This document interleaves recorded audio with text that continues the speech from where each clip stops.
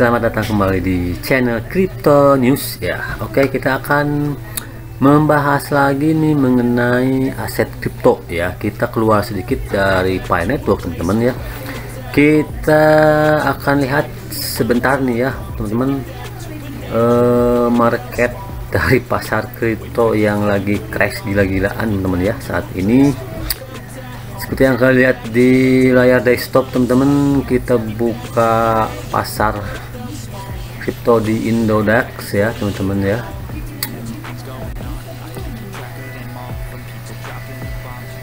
Ini memang lagi terjadi bearish teman-teman, bearish yang sangat luar biasa ya, yang sangat tidak diharapkan oleh para investor mungkin ya, yang sudah kadang membeli di area puncak ini teman-teman ya.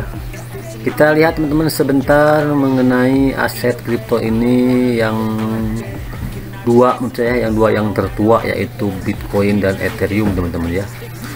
Kita lihat nih pasar Bitcoin teman-teman, ini saat ini sudah mencapai di 300 juta per koin ya, dan Ethereum ini sekarang mencapai berapa nih, 16 juta ya, 16 juta ya, 16 juta ya. Ya memang teman-teman kalau dilihat dari time frame weekly ya teman ya, sebetulnya trennya hampir sama ya antara Bitcoin dengan Ethereum teman.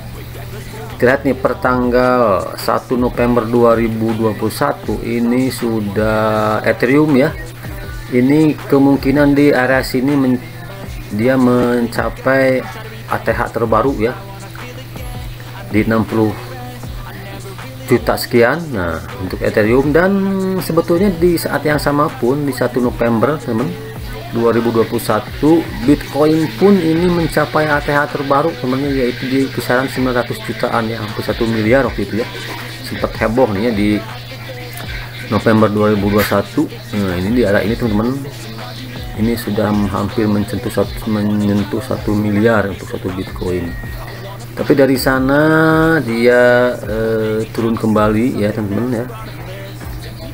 Nah ini trennya bearish kembali, dan kalau kita lihat di sampingnya ini Ethereum pun sebetulnya mempunyai tren yang sama teman-teman ya dengan Bitcoin ya, karena memang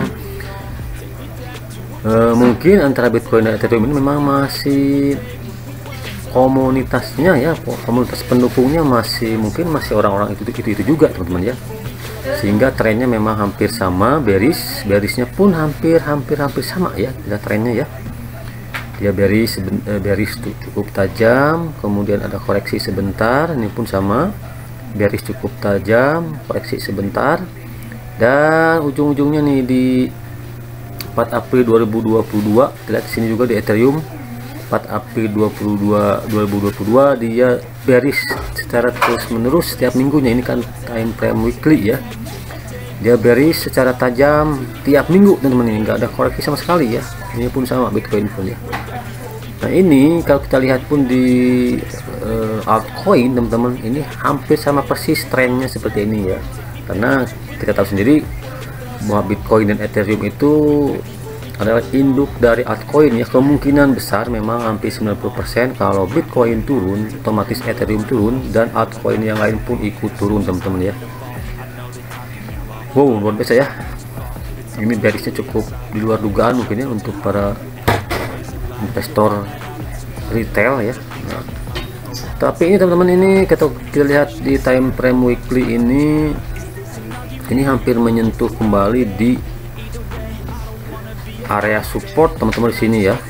Ini di awal kemunculannya nih di 20, bukan di awal kemunculan, di awal kenaikan. Nah ini ya, nah, di sini di 21 Desember 2020 ini dia hampir menyentuh ya. Nah, ini kemungkinan besar akan kita lihat di sini teman-teman nanti ya, dia akan breakout lagi ke bawah atau mungkin akan reversal ya, naik lagi ke atas mantul ya. Ini saya sarankan untuk para whale, untuk para investor retail mungkin ya, ini kita tunggu dulu, jangan open posisi dulu atau membeli dulu aset Ethereum atau maupun Bitcoin teman-teman ya. Nah, di sini pun hampir sama nih, teman, sudah saya tandai. Di sini pun hampir sama, hampir menyentuh posisi bawah kembali di Desember, teman ya. September, Oktober dia mulai naik 2020 nih. Tunggu nih, ini apakah tembus area resistennya, area supportnya. Kalau tembus kemungkinan akan makin crash nih ya untuk Bitcoin dan Ethereum ini ya. Kalau mungkin ada reversal, membalikan arah, nah bisa nih di sini kita buy nanti ya.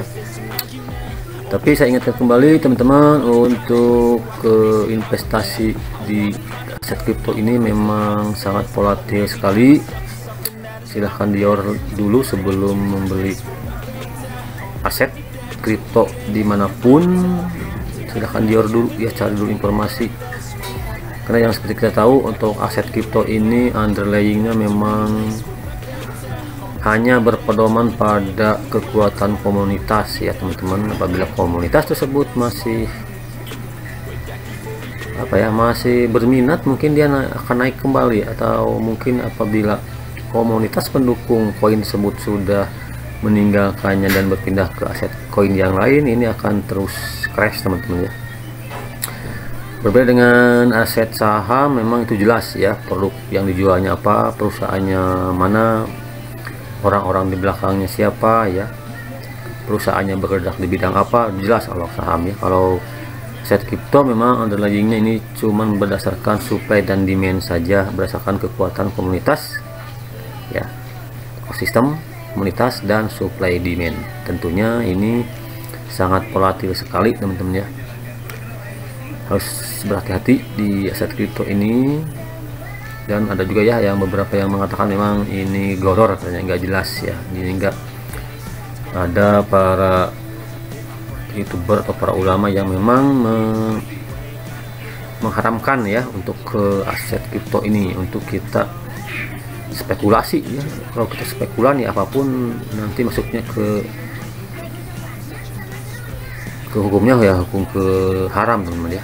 Memang tidak, kalau spekulan ya apapun memang itu tidak jelas kita berdasarkan apa kita membelinya atau menjualnya, harus berdasarkan ada dasar gitu ya. Jangan asal spekulan, asal nembak teman-teman, asal nebak gitu ya. Oke teman, itu aja sedikit informasi ya. Selain Pi Network ini tetap ya, Pi Network ini mudah-mudahan lah menjadi kuda hitam nanti ya. Pi Network menjadi kuda hitam di sela-sela nih crashnya pasar kripto saat ini. Mudah-mudahan ini menjadi kuda hitam dan sesuai dengan jadwal ini segera open mainnet dan bisa diperdagangkan atau bisa digunakan untuk bertransaksi teman-teman. Minimal di ekosistem internal aja dulu itu sangat bagus ya, apalagi kalau memang sudah open mainnet dan bisa muncul di exchange luar teman-teman ya. Ini sesuatu yang sangat kita tunggu-tunggukan. Mudah-mudahan ini menjadi kuda hitam yang nantinya akan mengalahkan mungkin ya, atau mungkin menyaingi nih Bitcoin dan Ethereum teman-teman ya saat ini yang sedang crash ya. Oke teman, itu mudah-mudahan sedikit memberikan gambaran ke kalian bahwa di luaran sana, di luar Pi Network ini saat ini sedang terjadi crash yang besar-besaran teman-teman ya, crash yang sangat tidak diprediksi mungkin ini ya untuk oleh sebagian investor retail ya, bahwa untuk untuk pasar kripto saat ini sangat anjlok teman-teman ya. Ini kita bisa lihat nih di pergerakannya nanti teman-teman ya, apakah tembus support ini nih teman-teman, atau memang ada reversal nanti ya ke sini, atau mungkin ke sini ini tambah parah. Oke, itu aja sedikit informasinya teman-teman. Saat ini kita tetap fokus di ekosistem Pi Network. Jangan lupa klik petirnya, silahkan dukung terus, berkontribusi terus. Oke teman-teman, itu aja sedikit informasinya saat ini. Mudah-mudahan ini sesuai dengan ekspektasi kita di masa depan, bisa menjadi sesuatu yang berharga dan diinginkan oleh semua orang nantinya ya, yang diperlukan oleh semua orang ya. Tentunya bagi kalian yang baru mengenal channel ini, silahkan dukung dengan cara subscribe, like, komen, dan share biar saya tambah semangat untuk membagikan konten-konten yang mengedukasi kalian nantinya ya. Memberikan gambaran saat ini bagaimana pasar kripto saat ini yang sedang mengalami crash dan Pi Network di sisi lain pasar kripto lagi mengalami crash, di sisi lain Pi Network ini menurut saya popularitasnya semakin dikenal dan semakin banyak investor yang menunggu ini ya untuk berinvestasi di ekosistem teman-teman ya. Sekian, terima kasih, salam putih, salam pionir, wassalamualaikum warahmatullahi wabarakatuh.